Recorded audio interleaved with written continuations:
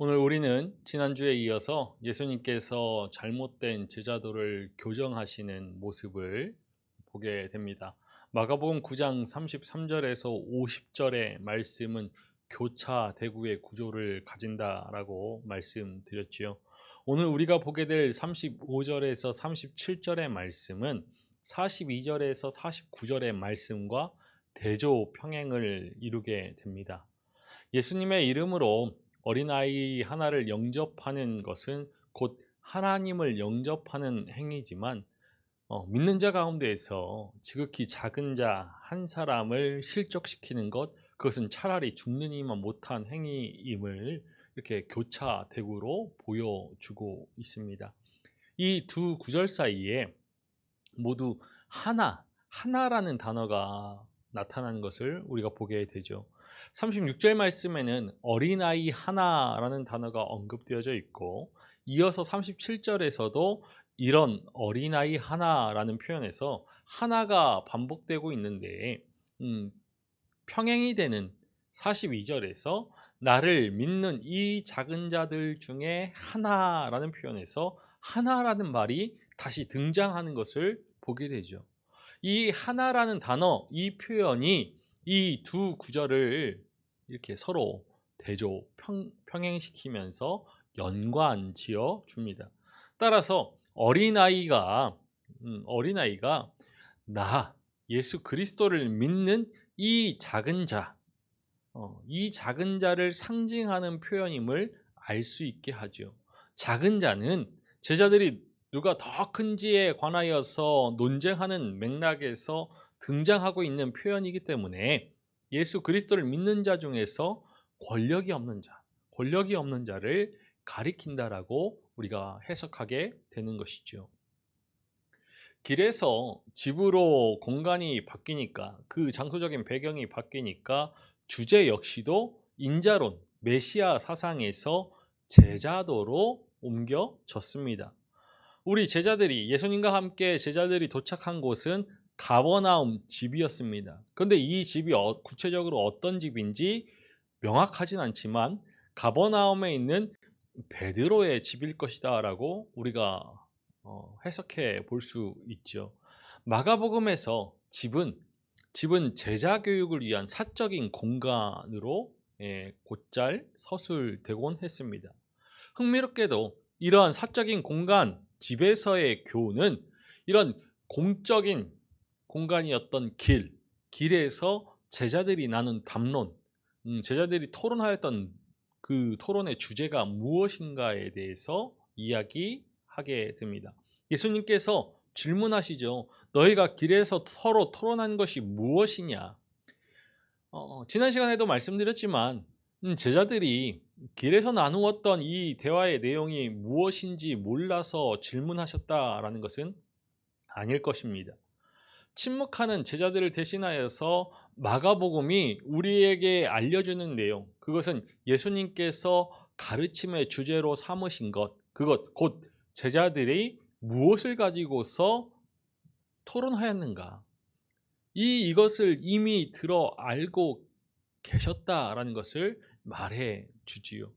그럼에도 제자들에게 질문을 던짐으로써 가르침을 시작하셨다라는 것은요, 제자들 스스로 그들의 대화를 돌아보게 하시려는 예수님의 그러한 뜻, 예수님의 의도가 담겨져 있는 것입니다.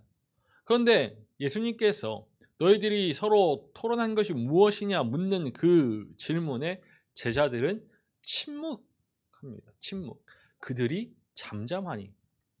제자들의 침묵은 이러한 자신들이 쟁론하였던 그 주제가 예수님의 가르침에 어긋난 내용이었음을 스스로 알고 있다라는 그러한 증거가 되는 것이죠. 이것이 마가복음이 제자들의 침묵의 이유를 설명하는 그 맥락에서 제자들의 그 침묵 사실을 서술하고 있는 이유이기도 하지요. 이는 길에서 서로 누가 크냐 하고 쟁론하였습니다. 지금 이 시점에서 제자들 사이에서 누가 더 큰 제자인가, 누구일까, 이런 논쟁이 시작된 특별한 이유가 어디에 있을까? 아마도 앞서서 예수님께서 넘겨지고 죽임을 당할 것이다 라는 그러한 말을 들었을 때 두 번에 걸친 그 순환 예고를 통하여서 제자들이 이러한 생각을 가졌진 않았을까 생각해 봅니다. 아마 예수님 다음에 누가 지도자가 되어야 할까? 누가 우리의 리더가 되어야 할까? 서로 논의했다라는 추론이 가능하죠. 그런데 우리가 지난 시간에도 이야기했지만 더 가능한, 더 확실한 추론은 제자들이 예수님께서 고난받는 인자, 이 인자론, 순환 예고를 통하여서 말씀하신 그 제자들의 길, 인자의 길, 십자가의 길을 받아들이기를 거부하고 여전히 자신들이 가지고 있는 메시아간, 적들과 싸움에서 그런 승리를 가져다 주어서 유대의 새로운 왕국, 다윗 왕국을 이룰 그러한 메시아, 군사적이고도 정치적인 메시아, 이 메시아 사상을 기반으로 하여서 예수님께서 승리하셨을 때 그들 중 누가 더 많은 권력을 얻을 수 있을 것인가 라는 것을 그런 서열을 정리하는 맥락에서 이루어진 논쟁이 더 타당한 것이죠. 사실 이렇게 누가 오른편에 앉을지 누가 왼편에 앉을지 누가 더 큰 자가 될지 이런 계급을 서열을 나누는 그런 사상들은 그리스 로마 시대는 물론이고 유대 사회, 심지어는 그 유대 사회 내에서 종말론적인 공동체였던 쿰란 공동체에서도 그런 엄연하게 존재했던 그런 고대 사회의 질서였습니다. 제자들 사이에 있었던 그런 서열 갈등의 공간이 길이었다라는 그 반복이 이 이야기에서 일으키는 아이러니가 있죠. 그들은 지금 현재 예루살렘으로 올라가고 있는 길입니다. 갈릴리를 지나서 가버나움에 이르렀죠. 그리고 최종의 목적지는 예루살렘입니다. 예루살렘을 간다라고 하였을 때 예루살렘으로 올라간다라고 하죠.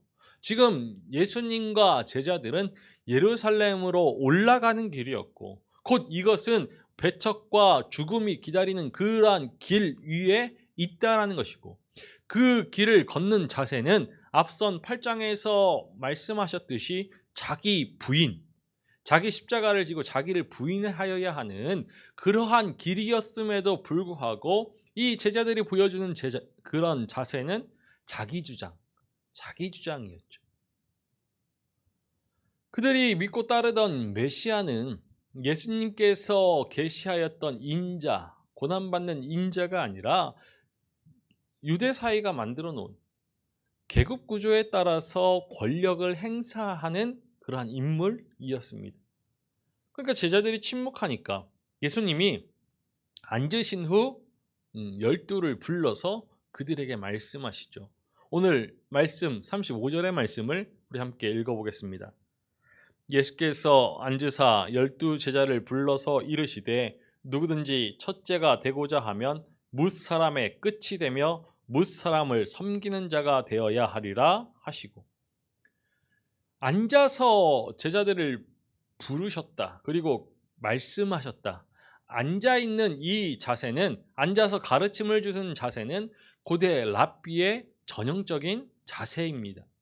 더불어서 이 제자들이 이미 예수님 곁에 있음에도 불구하고 예수님께서 앉으셔서 다시 그 제자들을 부르신 것, 그것은 이 앉은 모습에서 알 수 있듯이 선생이라는 그 위치에서 다시 한번 12 제자들에게 참 제자도에 관한 교훈을 주시려는 의도가 있는 그런 행동인 것이지요. 예수님께서 주시는 가르침, 교훈은 이것입니다. 누구든지 첫째가 되고자 하면 뭇 사람의 끝이 되며 뭇 사람을 섬기는 자가 되어야 하리라. 이 예수님의 어록이 제자들이 가져야 할 겸손에 대한 가르침으로 단순화시킬 이유는 없습니다. 유대 사회에서 첫째는 보통 종교적이고 정치적인 그런 학문적인 지배층에 있는 제사장, 대제사장, 왕, 서기관 이런 사람들을 가리키고, 마지막은 사회적으로 어떠한 권리도 행사할 수 없는 그러한 천하고 천한, 낮고 천한 신분에 속한 사람들을 가리키는 것이죠. 또한 섬기는 자, 섬김이는 식탁에서 식사하는 사람의 그러한 필요를 채워주는 종 혹은 여성, 그들에게 부여된 신분이 바로 섬기는 자, 섬김이죠. 제자의 삶의 자리는 이 앞서 이야기하였던 첫째가 되는 그런 자리가 아니라 마지막이 되어야 하고 섬김의 자리가 되어야 한다. 이 말씀은 당시 이런 계급적이고 그런 서열적인 계급 구조적인 사회 체제를 고려한다라면은 가히 혁명적인 그런 가르침이죠.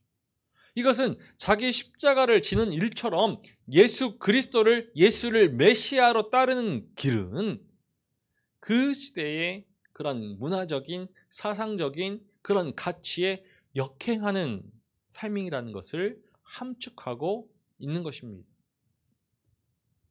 누구든지 첫째가 되고자 하면 뭇사람의 끝이 되며 뭇사람을 섬기는 자가 되어야 하리라. 이 가르침이 내포하고 있는 종말론적인 함의 역시도 간과하지 말아야 합니다. 유대 세계관에 따르면 종말은 현 세대의 가치와 질서가 역전되는 때이죠. 예수님께서 말씀하신 인자론에 따르면 하나님의 나라는 정복이 아니라 실패를 통해서 도래하는 것이죠. 그렇다면 제자들 또한 종말을 살아가는 사람들이기 때문에 그들의 삶은 종말론적이어야 합니다. 시대가 오르려 할 때 내려가야 하고, 시대가 첫째가 되고자 할 때 마지막 섬김이로 살아야 하는 것이죠. 예수님께서 고난받고 죽어서 마치 패배를 당한 것 같지만 부활로 승리할 것을 믿었던 것처럼 제자들 역시 모든 사람의 마지막이 되고 모든 사람의 섬김이 노릇을 함으로써 하나님 나라를, 새 출애굽을, 그 하나님 나라와 새 출애굽의 은혜를 받는 자로서, 전파자로서 살아가야 한다는 것이죠. 이런 점에서 예수님께서 선포하신 하나님 나라의 가치관, 그것은 전복적인 것입니다. 혁명적인 것이죠. 이어서 예수님은 계속 말씀을 이어가기 전에 어린아이 하나를 그들 가운데 세우시고 그 어린아이를 품에 안으시죠. 우리 36절의 말씀을 읽어보겠습니다. 어린아이 하나를 데려다가 그들 가운데 세우시고 안으시며 제자들에게 이르시되. 이와 같은 상징적인 행동은 그 자체로 하나의 비유가 됩니다. 특히 어린아이를 그들 가운데 세우신 것은 이 어린아이가 주는 상징적인 의미를 이 제자들 사이에, 이 제자 공동체 중심으로 삼으시기 위한 것이죠. 먼저 우리가 알아야 할 것은 어린아이의 의미입니다. 첫째, 마지막 혹은 섬김이와 같은 그런 낱말에 의해서, 표현에 의해서 우리가 환기한 것처럼 지금 이 맥락의 주제는 사회적 위치에 관한 것이었음을 고려한다면 예수님께서는 이 어린아이의 사회적 위치를 염두에 두었다라는 것이죠. 당시 유대 사회에서 어린아이는 우리가 지금 생각하는 것처럼 순진한 사람이 이것이 아니라 사회적 신분을 획득하지 못하여서 어떠한 권리도 행사할 수 없는 미천한 자, 낮고 천한 자라는 함의를 가지죠. 어린아이는 파이디온, 곧 품에 안고 다녀야 할 만큼 아주 작은 어린이를 말하는 것입니다. 유대인들은 사람 수를 셀 때 이런 어린아이, 여자, 이들의 수는 넣지 않았습니다. 여자와 어린아이는 사람 취급을 하지 않았다라는 것이죠. 예수님께서 이런 어린아이를 품에 안으신 후에 말씀하신 것, 그것은 그런 사회적인 신분을 가진 자를 자기 자신과 예수님 자신과 동일시하려는 상징적인 시도였습니다. 이어지는 말씀이 이것을 확인해 주죠. 마가복음 9장 37절의 말씀을 읽어보겠습니다. 누구든지 내 이름으로 이런 어린아이 하나를 영접하면 곧 나를 영접함이요. 누구든지 나를 영접하면 나를 영접함이 아니요 나를 보내신 이를 영접함이니라. 내 이름으로 이런 어린아이 하나를 영접하면, 내 이름으로. 고대 유대 사회에서 이름은 한 존재를 대변하는 역할을 하는 것으로 이해되어졌습니다. 그러니까 예수님은 사회적으로 아무런 권리를 갖지 못하는 이 아이를 자기를 대변하는 존재로 내세우면서 제자 공동체에게 이런 아이를 대해야 할 수준을 정해 주셨죠. 사실 공식적으로 예수님을 대변하는 사람들, 그 사람들은 바로 예수님에 의해서 파송된 제자들이었죠. 하지만 누가 가장 큰 존재인가를 두고서 논쟁하는 이러한 제자들을 향하여서 예수님은 그들이 무시하는 이러한 비천한 존재를 품에 안으신 이후에 그 어린 아이가 예수님 자신을 대변한다라고 말씀하십니다. 첫째가 되고자 논쟁하였던 이 제자들에게 제자 공동체의 첫 번째가 되시는 분 예수님께서 이 무가치한 아이와 자신을 동일시하면서 자기를 영접하듯이 이 어린아이를 받아들이라 라고 하는 이 교훈은 새 출애굽의 공동체가, 새 시대의 공동체가 따라야 할 종말론적인 삶의 방식을 가르치시는 것이죠. 예수님은 이것에 더해서 한 발 더 나아가서 자신을 받아들이는 것이 나를 보내신 분을 받아들이는 것이다 라고 가르치셨습니다. 37절 후반절에 누구든지 나를 영접하면 나를 영접함이 아니요 나를 보내신 이를 영접함이니라 라고 말씀하시죠. 보냄을 받은 자, 보낸 자와 동일하다라는 것, 이것은 유대 사회의 그러한 이해를 고려한다라면은 예수님은 자신을 보낸 하나님의 권위를 주장하고 있는 것이죠. 예수님은 그 같은 권위를 주장하시는 모습은 이 문맥적인 상황에서 의미를 가집니다. 제자들이 미천한 어린 아이 하나를 친구로 환영하는 그러한 사소한 행위는 바로 예수님과 하나님을 영접하는 영적인 행위가 될 수 있다는 것을 가르쳐 주시는 것이죠. 하늘로부터 보냄을 받았다라는 자기 이해를 가진 예수님의 가르침이 이 단락에서 의미하는 바는 분명합니다. 어린아이에게 친절하라라는 그러한 도덕적인 교훈이 아니지요. 예수님은 하나님 나라를 선포하도록 이 땅에 보내심을 받았는데 예수님께서 담지한 그 나라, 하나님 나라에 사람들이 참여하려면 예수님을 믿고 따라야 했습니다. 이제 예수님을 믿고 따르는 제자들, 이 제자들을 하나님과의 바른 관계 안으로 그렇게 이끄는 일을 뛰어넘어서 이 하나님의 다스림에 들어온 공동체, 새 출애굽 공동체의 그러한 상호 간의 바른 관계에 대해서 말씀하시는 거죠.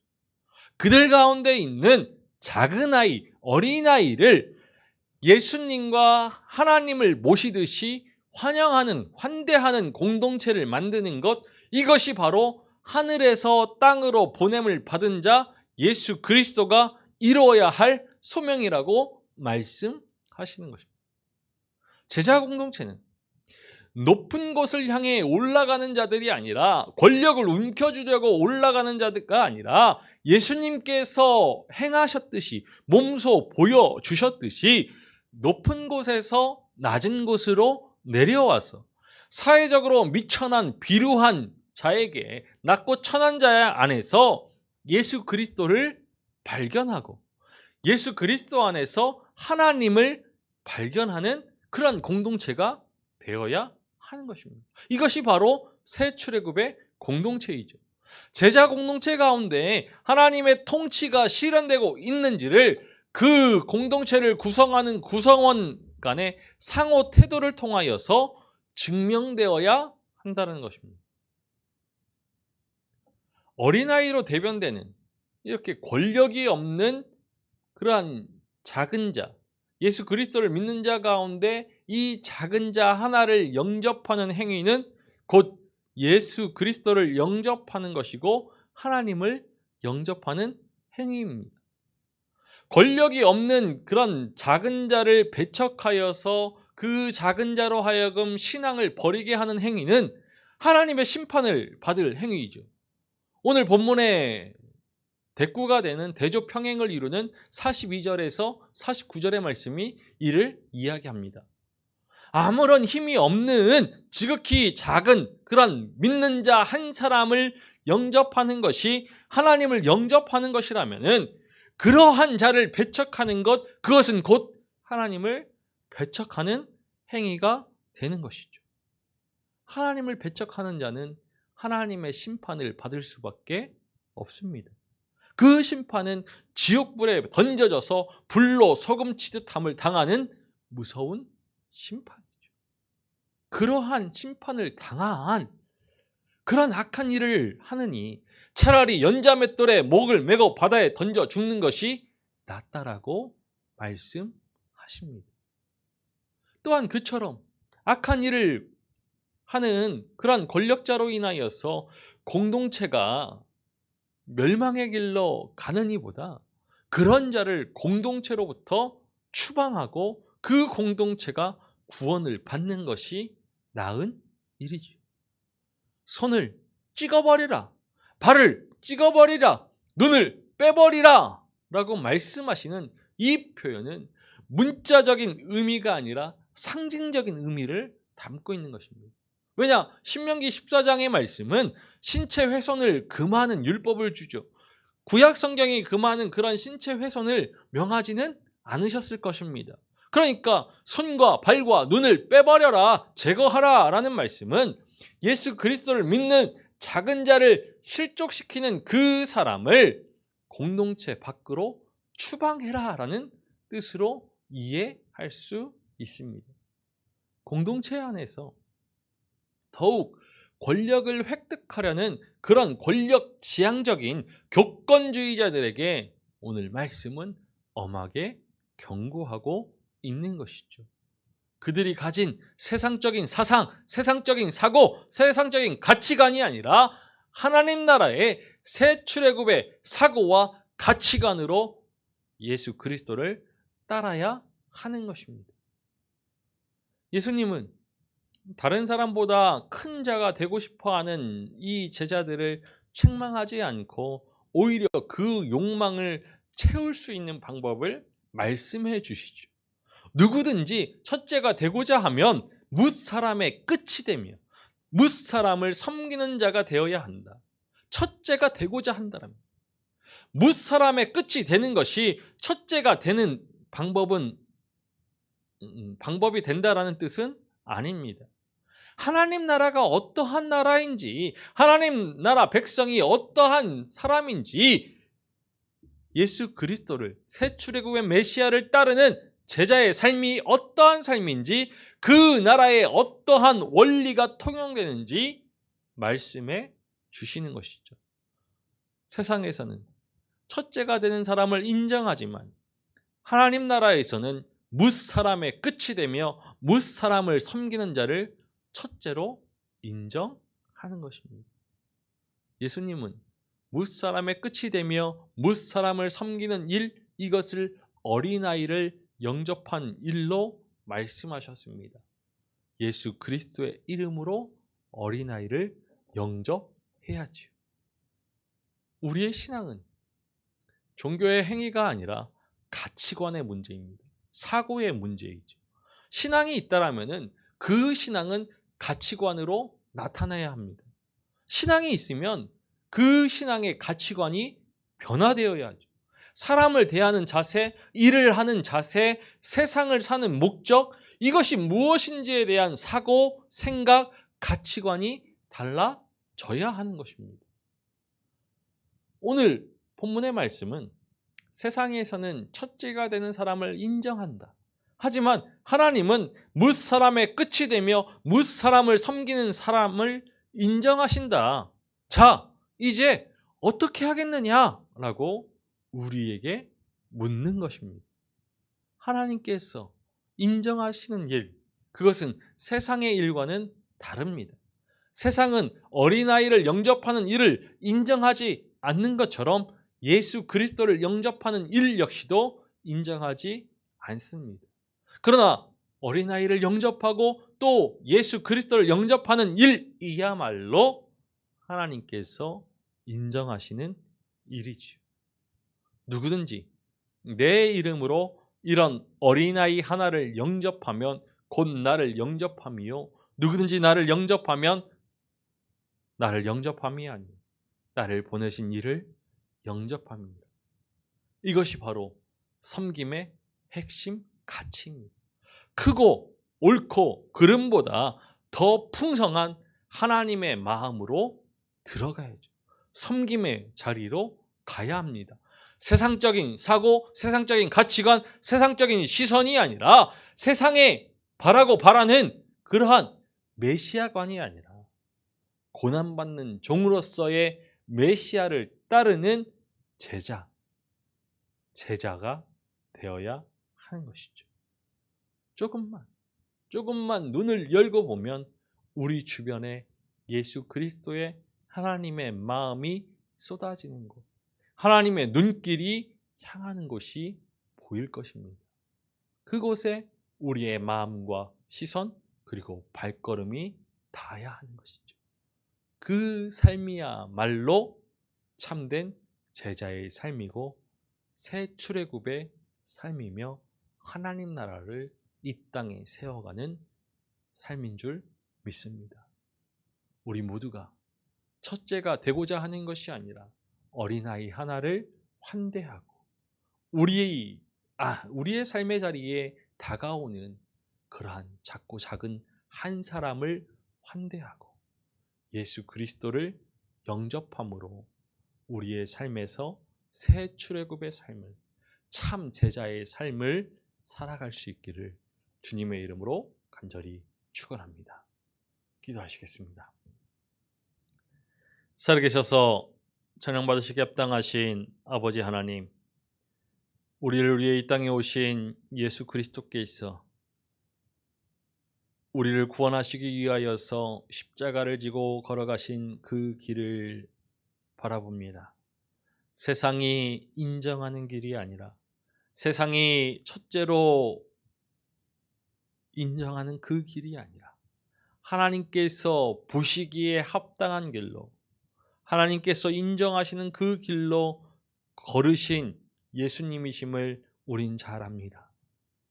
우리가 우리의 믿음을 통하여서 우리의 욕망을 추구하는 것이 아니라 세상적인 가치나 세상적인 사고를 채워가는 것이 아니라 하나님의 마음을 깨닫게 하시고 하나님의 뜻을 이룰 수 있는 믿음 되게 하여 주옵소서. 우리를 구원하시기 위해 십자가에 오르신 그리스도의 뒤를 쫓을 수 있는 제자의 삶이 되어서 작은 자, 어린아이 한 사람을 주님의 이름으로 환대하면서 주님을 영접하고 하나님을 영접한 믿음의 인생임을 증거할 수 있는 우리 되게 하여 주옵소서. 낮고 천한 자의 모습으로 이 땅에 오신 우리 주 예수 그리스도를 바라보면서 우리가 맺어가는 관계들을 통하여서 주님의 모습을 발견하게 하시고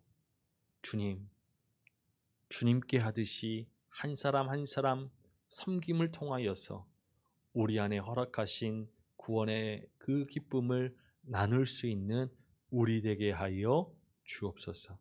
감사를 드리며 우리 주 예수 그리스도의 이름으로 기도하옵나이다. 아멘.